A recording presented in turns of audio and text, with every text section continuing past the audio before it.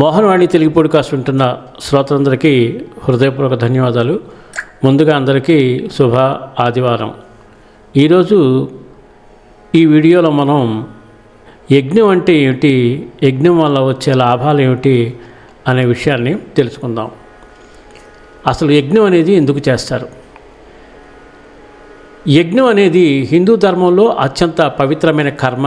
సరళంగా చెప్పాలంటే యజ్ఞం అంటే త్యాగంతో చేసే పూజ. యజ్ అనే సంస్కృత ధాతువు నుండి యజ్ఞము అనే పదం వచ్చింది. దాని అర్థం పూజ చేయడం, దేవతలను సంతృప్తిపరచడం, త్యాగం చేయడం, అగ్నిని సాక్షిగా పెట్టుకుని మంత్రాలతో హవనం చేయడమే యజ్ఞం. యజ్ఞం అసలు ఎందుకు చేస్తారు? ధర్మం నిలబడేందుకు. పురాణాలలో చెప్పినట్టు యజ్ఞేన యజ్ఞమయజంత దేవాహ. యజ్ఞం ద్వారా ధర్మం బలపడుతుంది, లోకంలో సమతుల్యత ఉంటుంది. ప్రకృతి సమతుల్యత కోసం యజ్ఞం అంటే అగ్ని, వాయువు, ఆకాశం, నీరు, భూమి, ఈ పంచభూతాలతో మనిషి కలిసిపోయే ప్రక్రియ. ఇది ప్రకృతికి కృతజ్ఞత తెలపడం. దేవతలను ప్రసన్నం చేయడానికి ప్రతి దేవత ఒక శక్తికి ప్రతీక. ఇంద్రుడు వర్షానికి, వరుణుడు నీరు, అగ్ని శక్తి. యజ్ఞం ద్వారా ఈ శక్తుల సమతుల్యత కోరుతారు. వ్యక్తిగత శుద్ధి కోసం యజ్ఞం కేవలం బయట కాదు, లోపల కూడా జరగాలి. అర్థం కోపం ఆహుతి, అహంకారం ఆహుతి, లోభం ఆహుతి.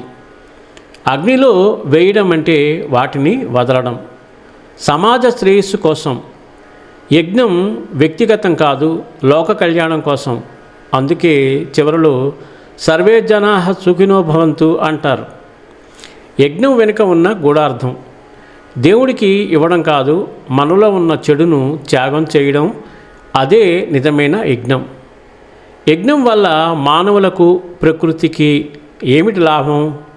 యజ్ఞం అనేది కేవలం ఆచారం కాదు, అది మనిషి, ప్రకృతి, దైవం మధ్య ఉన్న పవిత్ర సంబంధం. మానవులకు యజ్ఞం వల్ల లాభాలు: మనస్సు శుద్ధి మరియు శాంతి.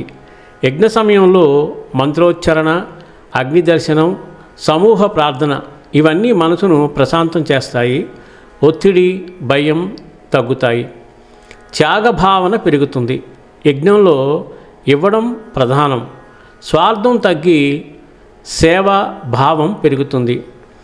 ధర్మబుద్ధి బలపడుతుంది. యజ్ఞం మనకు గుర్తు చేస్తుంది, నేను ఒక్కడిని కాదు, సమాజంలో భాగం. కర్తవ్య భావన పెరుగుతుంది. ఆరోగ్యం మీద సానుకూల ప్రభావం. గుగ్గిళ్ళం, నెయ్యి, ఔషధ వనస్పతులు హోమంలో వేయడం వల్ల వాతావరణంలో శుద్ధి కలుగుతుంది.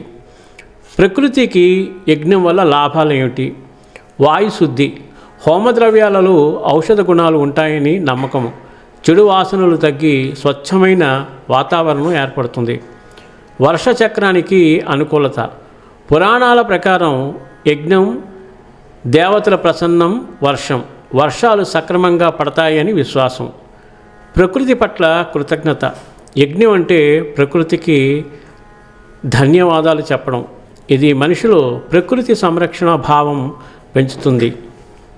ఇది యజ్ఞం అనేది ఎప్పుడు చేస్తారు, ఎందుకు చేస్తారు, యజ్ఞం చేయడం వల్ల లాభం ఏంటి, మనుషులకు లాభం ఏంటి, మరియు ప్రకృతికి లాభం ఏంటి అనే విషయాలని మనం తెలుసుకున్నాం. కాబట్టి ఇటువంటి విషయాన్ని ఎక్కువ మందికి షేర్ చేస్తే వాళ్ళల్లో కూడా యజ్ఞాలు చేయాలనే ఆలోచన వచ్చి ఏవైనా పుణ్యకార్యాలు, శుభకార్యాలు వచ్చినప్పుడు ఆ యజ్ఞాన్ని కూడా చేసి సుఖశాంతులు పొంది ఆనందంగా ఉంటారని అనుకుంటున్నాం.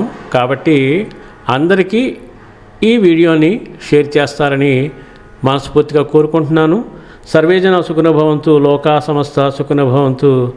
ధన్యవాదాలు. స్వస్తి.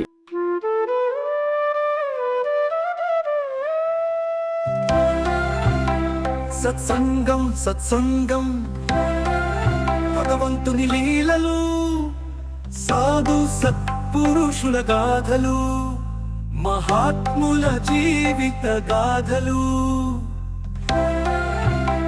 భగవంతుని తత్వం తెలుసుకునే ప్రయత్నమే సత్సంగం. ఈ సత్సంగం వినండి, వినిపించండి, వింటూనే ఉండండి. సత్సంగం, ఈ సత్సంగం.